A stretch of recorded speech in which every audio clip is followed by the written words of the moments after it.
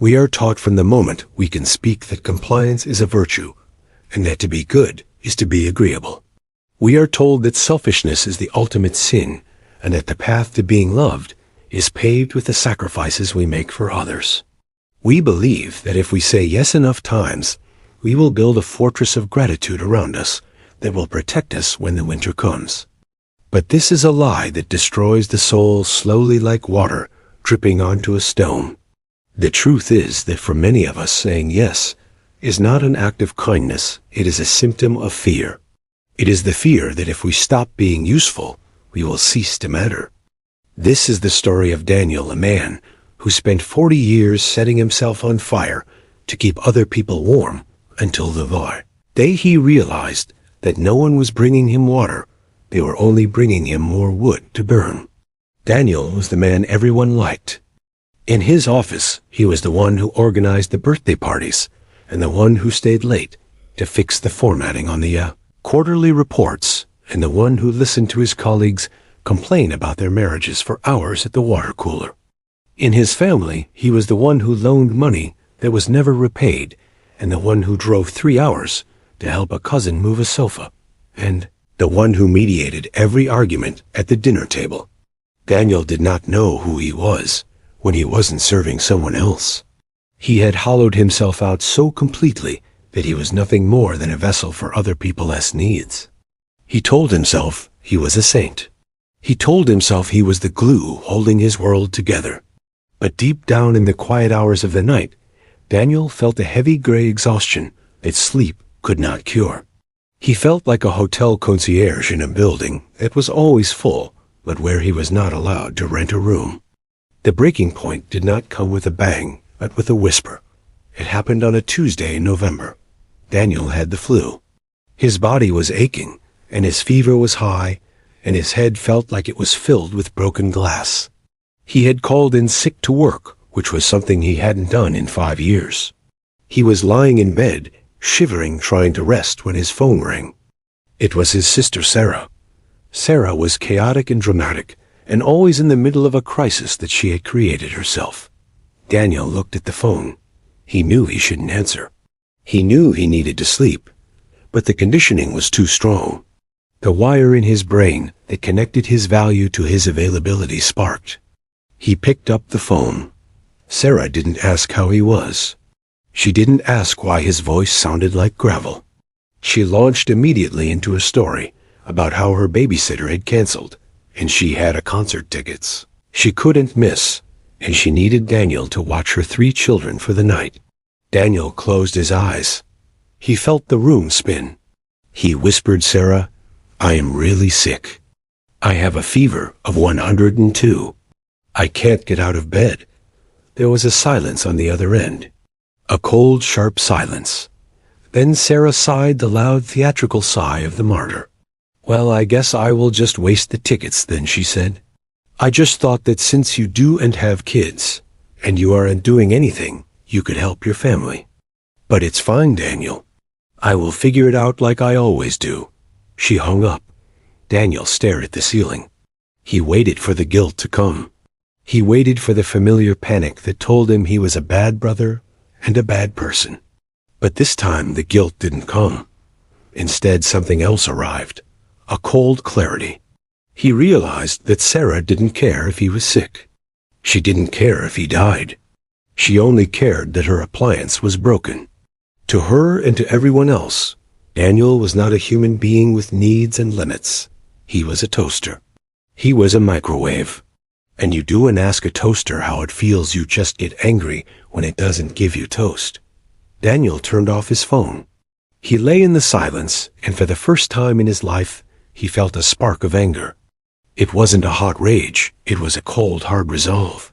He realized that he had trained people to treat him this way. He had taught them that his boundaries were made of smoke. He had taught them that his time was worth less than theirs.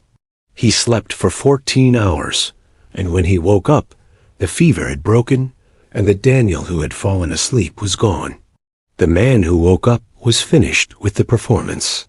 He went back to work 2 days later. He walked into the office, and the atmosphere was the same as always. His boss, Mr. Henderson, stopped by his desk with a stack of files. These were files for a project that belonged to a colleague named Greg, but Greg was charming and lazy, and Daniel always covered for him. Henderson dropped the files on Daniel's desk and said, "Hey, Dan needs you to work your magic on these. By tomorrow morning, Greg is swamped." Henderson started to walk away, assuming the transaction was complete, because the toaster always toasts. "No," Daniel said. The word hung in the air. It was quiet, but it was heavy. Henderson stopped and turned around. He looked at Daniel with a confused smile. "Excuse me," he said. "I said no," Daniel repeated, without looking up from his computer screen. "I have my own workload to finish. Greg is swamped because Greg spent 3 hours at lunch yesterday. I will not be doing his work anymore. You will need to give those back to him." The silence in the office was deafening. Heads popped up from cubicles. Henderson's face turned red. He wasn't used to resistance from this sector. He stammered something about being a team player and needing all hands on deck. Daniel finally looked up. His eyes were calm and dead. "I am a team player," Daniel said, "but I am not the whole team. If Greg cannot do his job, perhaps he shouldn't have his job. But I am going home at 5 o'clock today." Henderson picked up the files and walked away stunned. He didn't fire Daniel. You don't fire the only person who actually works. But the dynamic had shifted. The spell was broken. That evening, a friend named Michael called. Michael was the kind of friend who only called when he wanted to borrow Daniel's truck, or when he needed to borrow money. He started the conversation with the usual small talk, waiting for the opening to make his request. Daniel listened patiently. Finally, Michael said, "So hey, man, I'm moving apartments this weekend, and I was hoping I could grab you and the truck for a few hours. There is pizza and beer in it for you." Daniel took a sip of water. He felt the old reflex to say yes, to be the hero, to be the good guy. But he remembered the toaster. "I can't do that," Daniel said. Michael laughed nervously. "What do you mean you can't? You busy?" "No," Daniel said. "I am not busy. I just don't want to help you move. I want to spend my Saturday reading a book and sleeping." Michael's tone changed instantly. It went from friendly to aggressive. "Wow," he said. "That is pretty selfish, Daniel. After all I've done for you." Daniel paused. He tried to remember what Michael had done for him. He couldn't remember a single thing.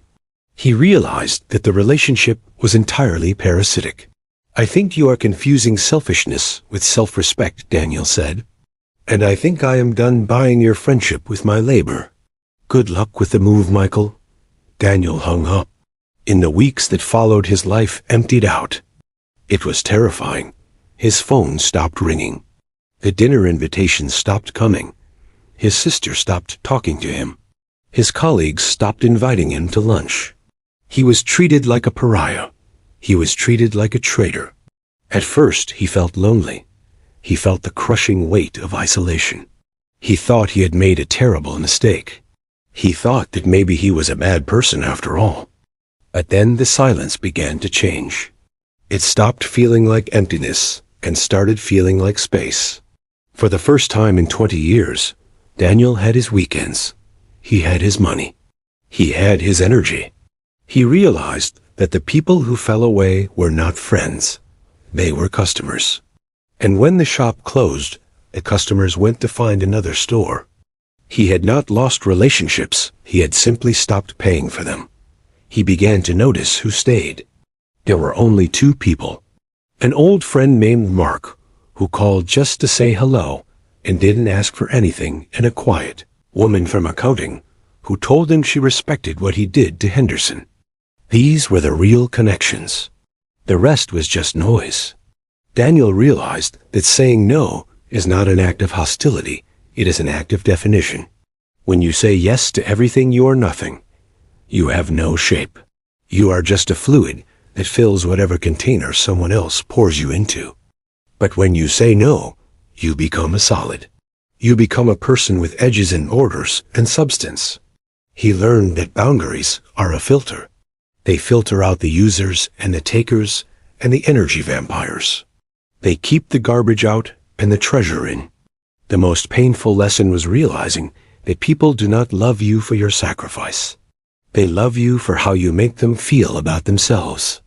When Daniel was a doormat, people loved him because he made them feel powerful and superior. When he stood up, they hated him because he made them feel entitled and weak. He accepted this hatred. He wore it like a badge of honor. He realized that if you are liked by everyone, you are doing something wrong. You are compromising your truth to fit into everyone's lie. 6 months later, Daniel sat in a park on a Sunday afternoon. He was reading a book. His phone was silent. He was alone. But he was not lonely. He watched a man walking a dog nearby. The dog was pulling on the leash, choking itself, trying to chase a squirrel. The man yanked the leash back hard. Daniel thought about how he used to be that dog, choking himself, trying to chase validation. He took a deep breath of the cold air. He felt a profound sense of peace.